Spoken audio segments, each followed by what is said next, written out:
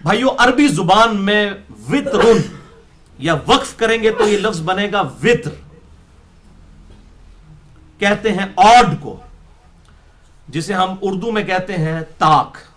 1 3 5 7 اس طریقے سے آن ورڈ 99 تک یا اس سے آن ورڈ جو آڈ فگرز ہیں اس کو عربی میں ہم کہتے ہیں وطرن یا وطر. وقف کریں گے تو اس حوالے سے ہم 5 صحیح الاسناد احادیث ڈسکس کریں گے. پہلی حدیث صحیح بخاری اور صحیح مسلم کی متفق علیہ حدیث ہے. بخاری میں 6410، مسلم میں 6809 اور 6810 انٹرنیشنل نمبر کے مطابق. سیدنا ابو ہریرہ رضی اللہ تعالیٰ عنہ روایت کرتے ہیں کہ آپ صلی اللہ علیہ وسلم نے ارشاد فرمایا کہ بے شک اللہ تعالیٰ کے 99 نام ہیں، 99 نامز ہیں. من حفظها دخل الجنہ، جس نے انہیں یاد رکھ لیا وہ جنت میں داخل ہوگا. اور دوسرے طریق میں آتا ہے من احصاها دخل الجنہ، جس نے انہیں پکڑ لیا، یعنی ٹرو کانسیپٹ آف گاڈ، خدا کا صحیح کانسیپٹ، اللہ کا صحیح کانسیپٹ حاصل کر لیا، وہ جنت میں داخل ہوگا. اس سے مراد یہ نہیں ہے کہ ویسے طوطے کی طرح رٹ لیا، واقعی پھر اس کا عقیدہ بھی اس کے مطابق ہو گیا تو وہ جنت میں داخل ہوگا. 99 نام ہے اللہ تعالیٰ کے. اور اسی بخاری اور مسلم کی حدیث میں آگے الفاظ ہیں آپ صلی اللہ علیہ وسلم کے، ان اللہ وطر ویحب الوطر، اللہ تعالیٰ وطر ہے اور وطر سے محبت رکھتا ہے. یعنی اللہ تعالیٰ خود بھی طاق ہے نا، ایک ہے، تو اللہ تعالیٰ آڈ کو پسند کرتا ہے. بے شک اللہ طاق ہے اور طاق کو پسند فرماتا ہے. الحمدللہ. بھائیو اسی لیے آپ دیکھیں کہ ہماری اکثر عبادات اور اذکار اور وظائف جو ہیں وہ وطر ہیں. مثلا فرض نماز کے بعد آیت الکرسی 1 دفعہ پڑھی جاتی ہے. کئی اذکار اور دعائیں ہیں جو 3 دفعہ پڑھی جاتی ہیں. ہماری نمازیں جو فرض نمازیں ہیں وہ 5 ہیں، یہ بھی وطر. طواف کعبہ کے 7 چکر ہیں. کئی وظائف و اذکار ہیں جو 7 دفعہ کیے جاتے ہیں. اسی طریقے سے جو تسبیحات فاطمہ بخاری اور مسلم میں آئی، 33 دفعہ سبحان اللہ، 33 دفعہ الحمدللہ، 33 دفعہ اللہ اکبر، اور 1 دفعہ پھر لا الہ الا اللہ وحدہ لا شریک لہ لہ الملک ولہ الحمد وہو علی کل شیء قدیر. 100 کو پورا کرنے کے لیے، یا پھر 100 کو پورا کرنے کے لیے 1 دفعہ اللہ اکبر، تو وہ بھی 33 دفعہ. اور یہاں پر اللہ تعالیٰ کے نام بھی 99. اسی طریقے سے دن رات میں فرض نماز کی رکعتوں کی تعداد جو ہے وہ 17 ہے، جس پہ اہل سنت اور اہل تشیع کا اجماع ہے. فجر کے 2 فرض، ظہر کے 4، عصر کے 4، مغرب کے 3 اور عشاء کے 4، یہ ٹوٹل ملا کر 17 رکھتے ہیں. یہ بھی آڈ وطر طاق بندی. الحمدللہ. بہرحال اس حوالے سے سنت وظائف و اذکار کے اعتبار سے اور اسماء اعظم کے اعتبار سے میرے لیکچرز ہیں. مسئلہ نمبر 111 A B اور C، اور اس کے علاوہ مسئلہ نمبر 82 بھی، 109 بھی اور 56 بھی ریکارڈڈ موجود ہے. دوسری حدیث جامعہ ترمذی میں 453، سنن نبی داؤد میں 1416 اور سنن نسائی میں 1676 ہے. سیدنا مولا علی رضی اللہ تعالی عنہ سے وعلیہ السلام، ان اللہ وطر ویحب الوطر، یہ وہی الفاظ جو بخاری اور مسلم میں آئے. بے شک اللہ تعالیٰ طاق ہے اور طاق کو پسند فرماتا ہے. فَأَوْتِرُوا یا اہل القرآن، تو اے اہل قرآن وطر ادا کیا کرو. اہل قرآن سے، اہل کتاب سے مراد امت محمدیہ صلی اللہ علیہ وسلم. اچھا یہ حدیث جو ہے یہ ضعیف ہے کیونکہ اس میں ابو اسحاق مدلس ہیں اور ان سے روایت کر رہے ہیں، لیکن اس کا متن جو ہے یہ 100% ٹھیک ہے. اس کا پہلا حصہ جو ہے ان اللہ وطر ویحب الوطر، وہ بخاری اور مسلم میں موجود ہے، اور دوسرے حصے کو سپورٹیو سیدنا علی کا اپنا قول موجود ہے، حدیث موقوف، جس کی تصحیح دور حاضر میں 4 بڑے محدثین نے کی ہے. نمبر 1 شیخ زبیر لیزئی رحمہ اللہ، نمبر 2 شیخ البانی رحمہ اللہ، نمبر 3 شیخ شعیب ارنوت، اور نمبر 4 شیخ سلیم اسد.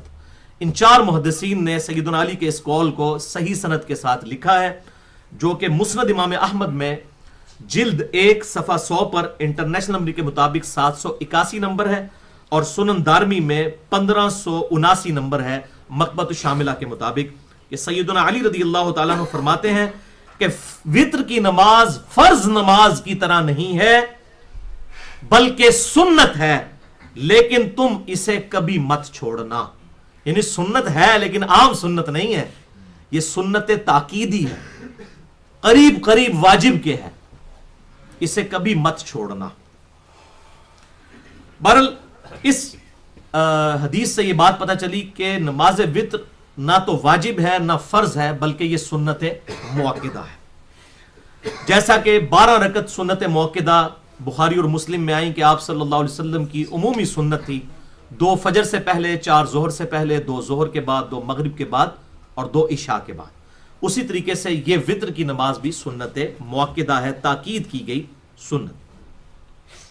تیسری حدیث جامع ترمذی میں 465، سنن ابی داؤد میں 1431، سنن ابن ماجہ میں 1188 ہے، المستدرک للحاکم میں بھی موجود ہے اور امام ذہبی نے بھی موافقت کی ہے کہ ابو سعید خدری رضی اللہ تعالیٰ عنہ کہتے ہیں کہ آپ صلی اللہ علیہ وسلم نے ارشاد فرمایا، جو شخص سو جائے اور نیند کی وجہ سے اس کی نماز وتر چھوٹ جائے، یا وہ شخص بھول جائے اور اس کی نماز وتر چھوٹ جائے، تو اسے چاہیے کہ جب وہ بیدار ہو یا اسے یاد آ جائے تو اس وقت بھی نماز وتر ادا کرے۔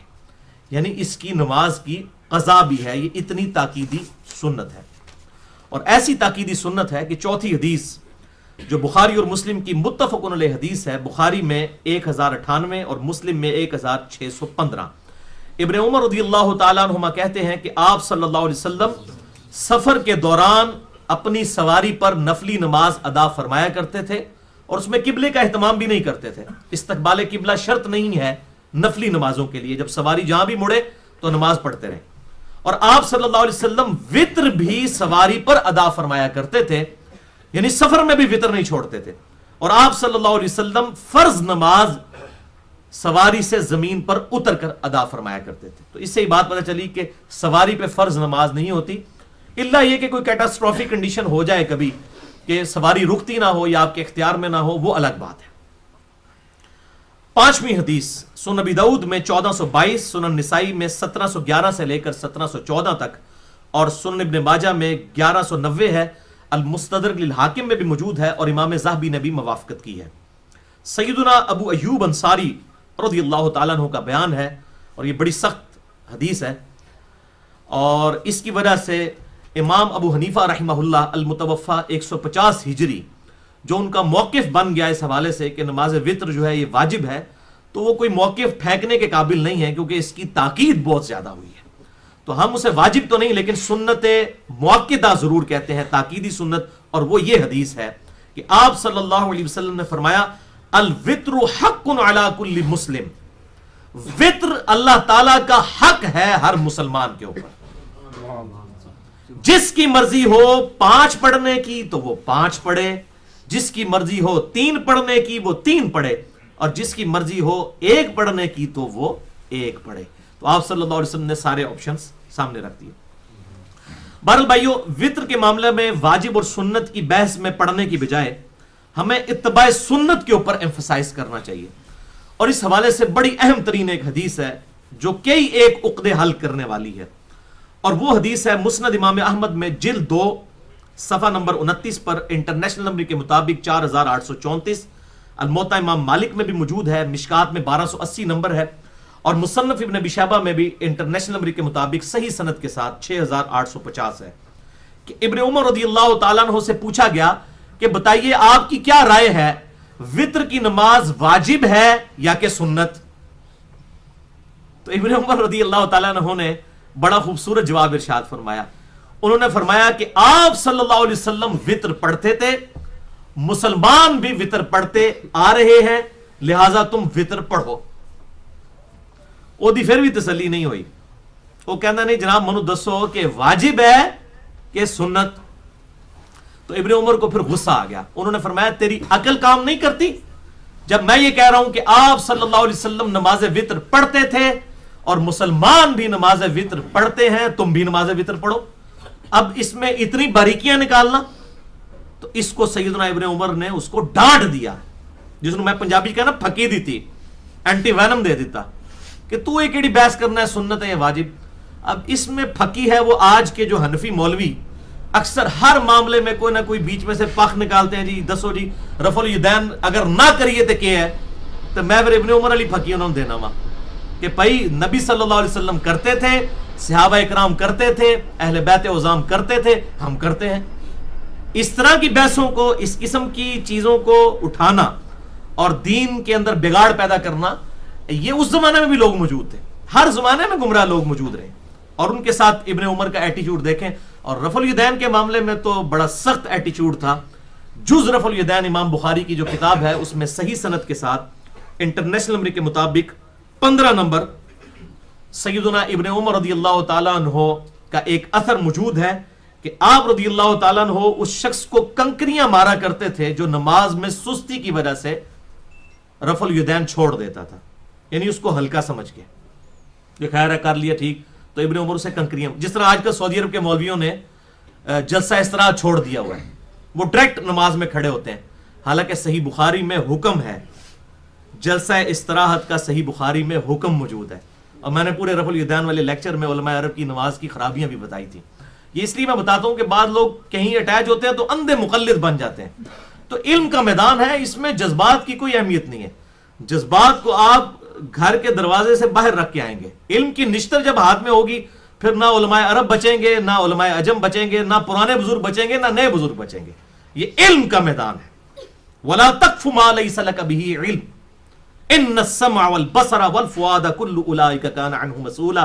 اے انسان اس چیز کی پیروی اس وقت تک مت کر جب تک کہ تیرے پاس ڈیفینیٹ علم نہ آ جائے. بے شک آنکھ، کان اور عقل، دماغ یا دل کوئی بھی ہو، اس کے بارے میں سوال کیا جائے گا کہ اس کو حاصل کر کے تم نے حق بات حاصل کرنے کی کوشش کیوں نہیں کی. بہرحال رفع الیدین کے حوالے سے اور نماز کے طریقے کے اعتبار سے میرے 2 لیکچرز ہیں، 5 گھنٹے کی ڈیوریشن، مسئلہ نمبر 70A اور مسئلہ نمبر 70B کے نام سے اہل سنت پاک .com پر.